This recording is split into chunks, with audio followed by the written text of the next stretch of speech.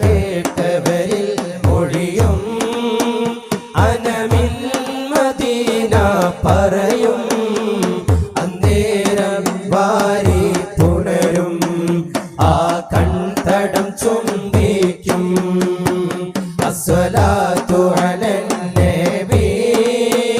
വസ്സലാമു അലാ റസൂൽ അശ്ശഫീഇൽ അബ്തഹി والحبيب